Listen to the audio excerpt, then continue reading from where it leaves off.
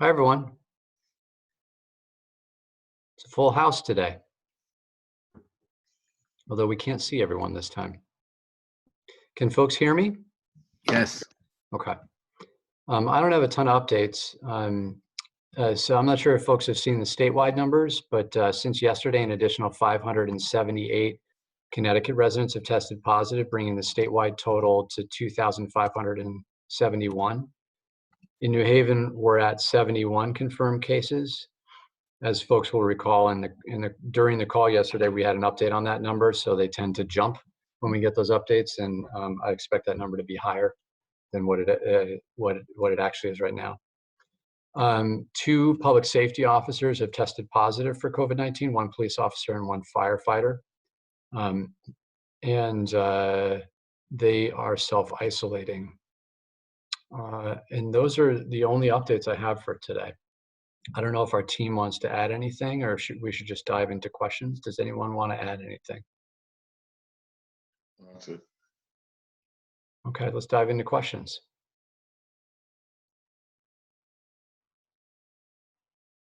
All right, I'm seeing Paul Bass. Gage, usually I can unmute people, but it's not letting me do that now. Hi, Justin. I'll add you as a host to do that. Okay. How you doing, man? All right? I'm good. All right. I had a few questions, but I don't want to hog if other people have questions too. We can rotate. Yeah, we went to playgrounds today and did not see people in our own random search on the playgrounds. We didn't see signs up yet or locks. What's the status of the playground ban? It is active. I think it's taken a little time to get the signs up. I'm surprised that they're not locked. If you could tell me which ones are not locked, I'll send folks out there.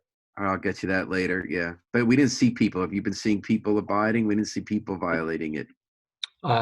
So I have heard no complaints today. It's not the nicest day out there, so it doesn't surprise me that it isn't a major issue today. We'll continue to monitor it. I presume as the weather gets better, there'll start to be some tension there. Should I wait for another question or shoot with another? Let's do two, and then we'll dive to someone else. How about that? Thank you. I was talking to some clergy people today. They're talking about how the big Easter week celebrations are coming up and a lot of pressure on them. And a clergy person from Orange said that their town made it easier for them because the inconsistency of the governor's order that says you shouldn't have more than 5 people gather, but if it's a religious service, you can have 50. And clergy people feel they don't want to have those services. They don't want the pressure because people could die. But without an order saying they can't, it makes it harder. So the guy in Orange said, well, in Orange, they banned even religious services, 5 or under. Have you given more thought, because I know it's tricky with church and state, have you given thought to whether you might go further than Lamont and say you don't want 50 people gathering for a religious service and make that an emergency order? I think we've thought about a lot of different options, and religious gatherings is just one. We have found that by and large, since we have started to do much more proactive outreach to the clergy community, that there haven't been a lot of gatherings, and that the clergy have played a real leadership role in ensuring compliance with this. My sense is that our team has been, we reached out to several clergy leadership to help host a large webinar and continue to proactively engage. And my sense is that's been pretty successful. Okay, so engagement will do the trick. What'd you say? You think engagement's the right way to go, not rules? Thanks. If it became a problem, I think we'd revisit it, but our sense is it's not a major problem. I see Mackenzie's raised her hand. Hi, Mary. Thanks so much for taking my question. First, I was wondering if you have any updates on the city's position regarding the Yale housing offer, and if you've considered whether you're going to move forth with that for fire and police officers, as well as healthcare professionals. And then my second question related to that is there's been kind of a groundswell of Yale student activism that also involves members of the New Haven community about opening Yale dorms to New Haven residents more generally and specifically the homeless population. And I'm wondering if you have thoughts about that, if that's something that you've considered with Yale or other universities, just kind of what your reaction to that proposal is. Sure. So we have not changed course on housing for police and fire. We're still working with UNH on that and are grateful for their support. We have been in conversations in general with some institutions about finding additional options for the homeless population. We have not been in conversations with Yale on that. Can I ask a follow-up? Sure. Given that Yale has already begun the process of making those beds available and will have them available at the end of the week, are you considering having conversations with Yale about it or utilizing that space in any way outside of the homeless population? I think it's helpful to know that there are more options available, and it's good for us to have that option should we need it. One thing that's important to underscore is it takes a long time for us to process these requests.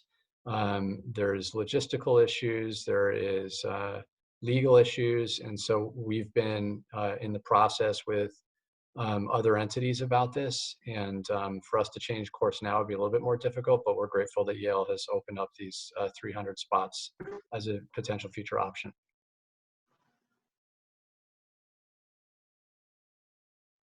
Other questions?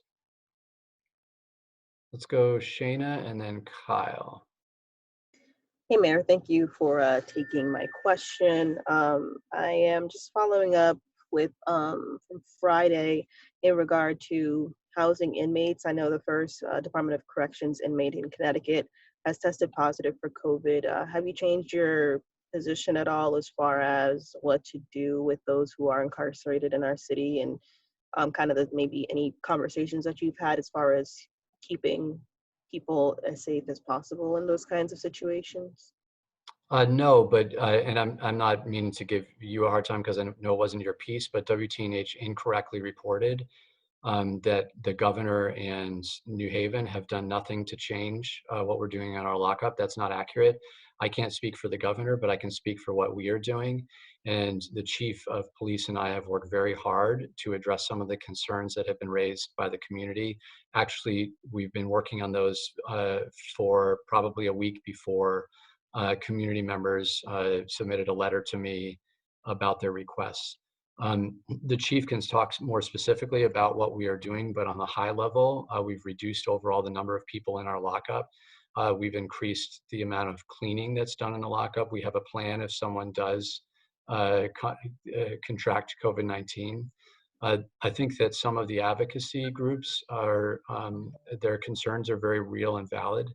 And we've been working very hard to make sure that we're keeping people safe. I don't know if Chief Reyes, you have anything to add there.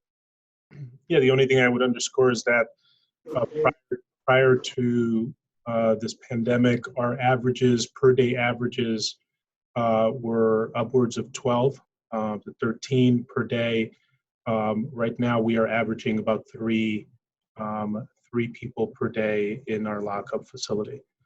And all the other points the mayor made. Thank you. You're welcome.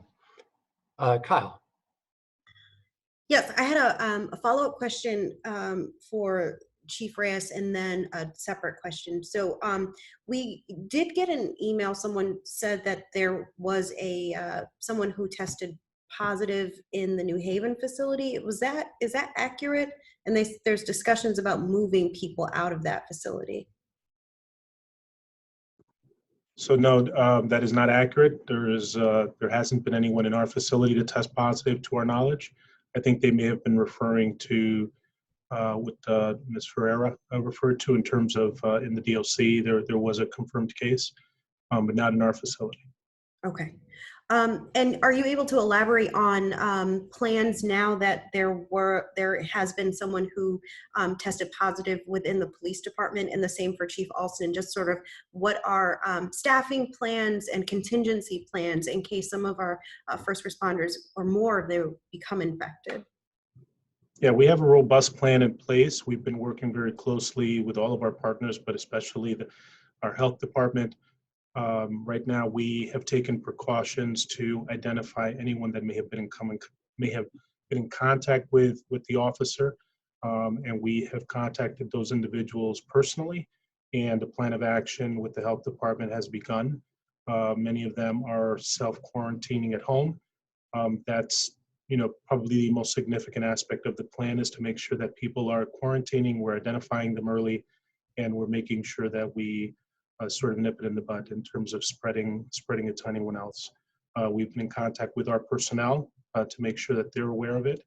And so that's part of our ongoing efforts to make sure that there's communication and collaboration and coordination with the health department. We've been doing that. Okay. And on our side, we do have one that tested positive. We currently have 13 individuals, members of our department here. The others are awaiting tests. That's the frustrating part. The testing labs, getting the test isn't the issue. It is the waiting for the results.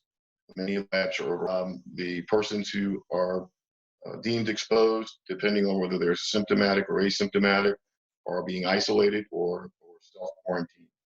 And as I said, it's a fluid situation. We are monitoring our folks every day, twice a day. And as we see changes in their physical well-being, we're making the adjustments. That was remarkable, Chief. That I think I actually understood what you said, even though the reception was really bad. So if people didn't understand what the Chief said, it's that 13 individuals in the fire department are currently not at work. Is that correct, Chief? You can just nod if they. That is correct. And one of the frustrating points is not the time it takes to get tested, but the time it's been taking to get the test results. Obviously, there's some anxiety for people that don't know what the test results are. And in some cases, they've had to wait 4 or 5 days. And of course, if we want to make sure that we're keeping our firefighters and police officers safe as much as possible. And we'd love for them to come back to work if they do test negative as well. So it's one of the things that we're in conversations with the hospital about how to speed up the processing of the test. And the hospital has been very amenable to working with us. And how does losing 13 staff impact response? Are we picking up any extra shifts, or how does that work? Well, several members are picking up additional shifts, obviously, as we replace people off. But I cannot underscore enough how frustrating, and I would just challenge our friends in the press to be responsible and sensitive during a time when someone is at home, either with their family or away from their family, awaiting the results of that test. It is a very trying time for them. I speak to them on the phone. I would just ask you to be sensitive to that in your reporting and in your questions. But insofar as the shifts, we're rotating a lot. My staff's been meeting. We're looking at changing the rotation, the medical rotation. In fact, as soon as I get off this call, we're going to be issuing that order. But also in terms of making sure that we change the work rules. We just put a class on that is supposed to wait 6 months before they can work overtime. We're looking at waiving that almost as soon as I get off this phone call. So I appreciate the question. It is a challenging time for all of us. Okay. Other questions? I'm sorry, one last one. Are any of those officers or firefighters going to be at UNH? Yes. Yeah. Go ahead, sir. Are you referring to the ones that tested positive? Yes. Yes. When we start to see those results come back in, and the 2 that have tested positive, are any of them using that housing that's available now? So UNH will not be used for individuals that test positive. It will only be used for healthy firefighters that are asymptomatic and police officers that are asymptomatic, or those individuals that are awaiting testing that may be suspected, so that they can self-isolate away from their families to ensure their family's safety if they so choose. Okay. Let's go to Mr. Puglisi. Thanks, Mayor. Appreciate it. Actually, a couple follow-ups here. First, with, guys having to self-isolate in the police department and in the fire department, would there ever be a situation where there might be a plan in place to bring in firefighters and police officers from neighboring towns in case a number of people do test positive? Defer to the chiefs on the answer to that. Yeah, and so the reality is that could happen if we do reach a critical point where a significant amount of the force is immobilized. Then we absolutely would exercise some agreements with our area partners to have them supplement that. I have been in conversation with chiefs from around the region. I can assure you they too are looking for a plan for resources should they deal with a similar issue. But that would happen. We have contingency plans to be able to deal with this within our department, and it would have to reach critical points for that to be implemented. But we do have the ability to do that. About almost a month and a half ago, our department went through an exercise of identifying essential personnel in anticipation of it getting worse. We lost 25% of the workforce. What would we do? Obviously, it would involve labor negotiations. It would be change in schedule, staffing. But the fire service has always relied on mutual aid, even when we had multiple alarm fires. But we also have to be concerned with our mutual aid partners experiencing shortages as well. And it's an ongoing conversation throughout the state with the Connecticut Career Fire Chiefs Association. We're all looking at it, but we do know that certain communities will be impacted greater just by their density and just by their demographics, more so than others. So that's a very fluid and ongoing discussion. And also with the use of these dorms and the potential of somebody contracting this and then passing it, what kind of safety are in these dorms to keep guys positive with COVID-19 and not know it? Can you repeat the last part of that question? You cut out, Dick. Oh, sorry. Apologies. What kind of safety measures are you putting in place at these dorms to prevent the possible spread of COVID-19 through dorms housed with all first responders? So that's the very purpose of the dorms, is so that we're not housing people in large groups, so that there will be rooms with bathrooms, in some cases suites with bathrooms, and it may be, depending on how many individuals we house, that there may be one or two individuals in one suite. But the whole point of this plan is to separate individuals with their own bathrooms so that they can self-isolate and not potentially infect someone else. And part of the plan is to incorporate a routine or a daily cleansing and disinfecting of the dorms, which is part of the agreement that we have with UNH. And lastly, for me, would these dormitories possibly ever expand to hospital staff as well? That's not in the plan for UNH, but I understand that there's the state is looking for that option and municipalities to support with that effort. I think this thing is pretty fluid, and that's not been in the discussion with UNH, but there may be a possibility down the road for that. All right. Thank you, guys. I appreciate it. You're welcome. Mary O'Leary, we can't see you, but usually you have a question. Should I unmute you and just speak? I knew it. Yes, please. Go for it. I'm using my computer, which is really terrible, instead of my husband. So that's okay. I read your mind. Thanks. A couple of questions. The 13 firefighters who are waiting to get the results from tests, it sounds like they would be perfect candidates for UNH, but is that agreement still not quite signed?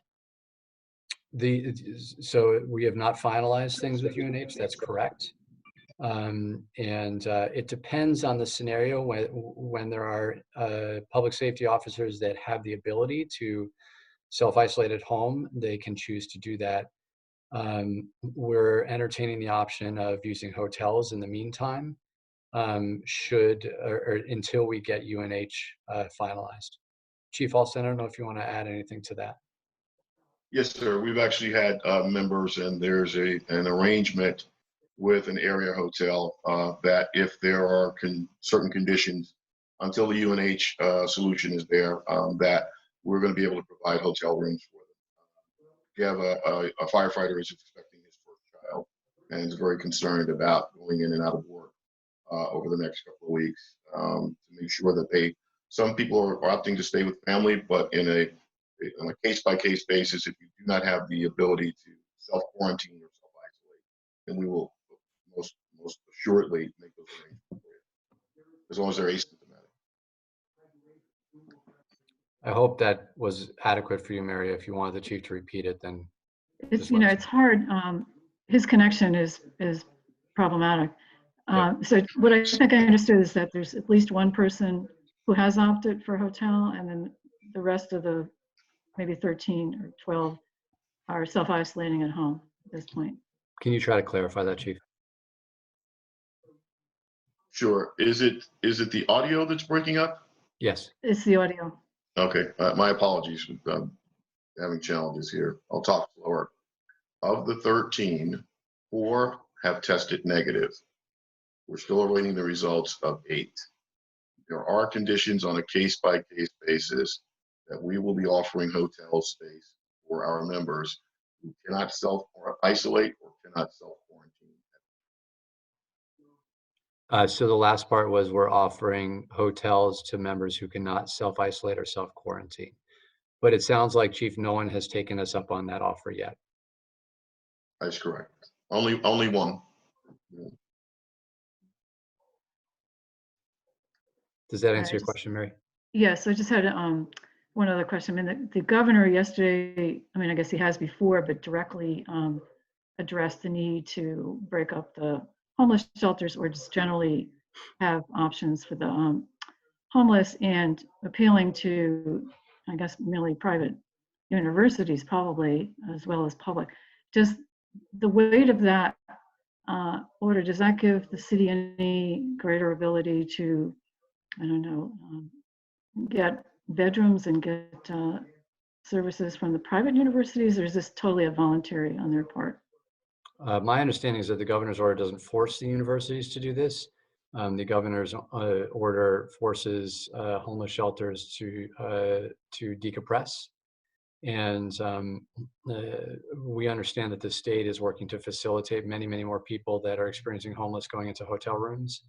And we don't have a finalized plan or proposal from the state, but our sense is that that is their strategy to reduce the number of homeless individuals that are living in the same quarters.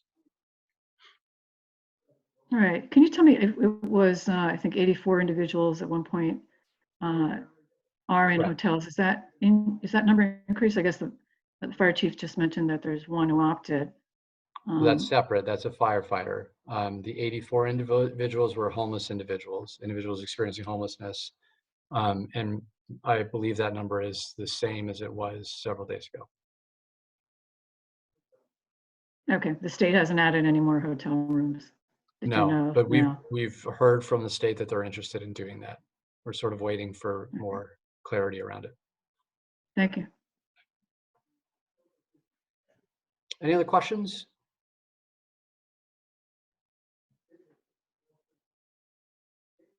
Any other questions? Shana. Hey, Mayor. Just wanted to kind of follow up as far as, you know, is it still the same situation in regard to finding staffing for the career site that we've been discussing? We don't have any major updates on career. Okay. All right. And so far, you mentioned 71 cases, but there's only been 1 death so far, correct? Two deaths, 72 cases. 2 deaths. Okay, I just wanted to make sure I had that correctly. And my final question: 72 cases. You have any? You said 72. 71 was yesterday. 72 is today. Gotcha. However, again, it's likely that it's more. It's just there's a lag between when we receive the information and when other parties have the information.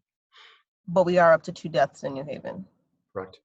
Okay. My final question: do you know any numbers as far as where the school department is. I received a report, and I'm not sure if we've confirmed that or not, about some school staff in New Haven being exposed to COVID-19. Do you have any information on that? Mr. Pinto, do you mind chiming in? I'm sorry, just repeat the question. I'm sorry, I missed as to where we were. I'm sorry, go ahead. Yeah, sure, no problem. I was just checking to see if anyone can confirm any New Haven Public School staffers that have tested positive for COVID or have been exposed to COVID at all. If you could confirm that. Okay, we do have as we had confirmed prior, there was a security guard and a custodian. We are doing all the tracking for those, and if anyone in contact with them is being kept out.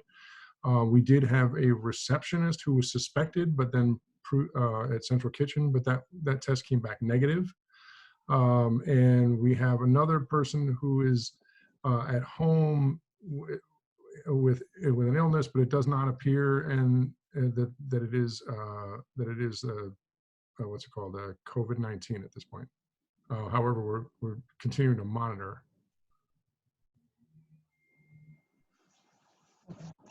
All right, thank you.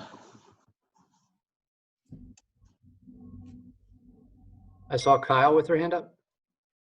Oh, yes. One final question. Since the 4 firefighters have tested negative, is there a timeline for them returning to work? Chief? Yeah, well, we're still going to have them out for the 14 days, see if they've developed any symptoms. We're working with the Board of Health and medical professionals to determine a process of making sure that they're cleared before they return. Obviously, if one is exhibiting symptoms and they're part of a crew, we want to make sure that that crew is isolated to ensure that they themselves have not been infected. So there's a process of doing the contact investigation, contact tracking. So they're part of that process. We're still looking at 14 days out until we. Okay. Any other questions? Any other questions? Just wanted to note for the record that when you compare my awards closet here behind me to Chief Alston's, I clearly have a lot of work to do. Thanks, everyone. We'll see you probably tomorrow. Okay, thank you. Bye-bye.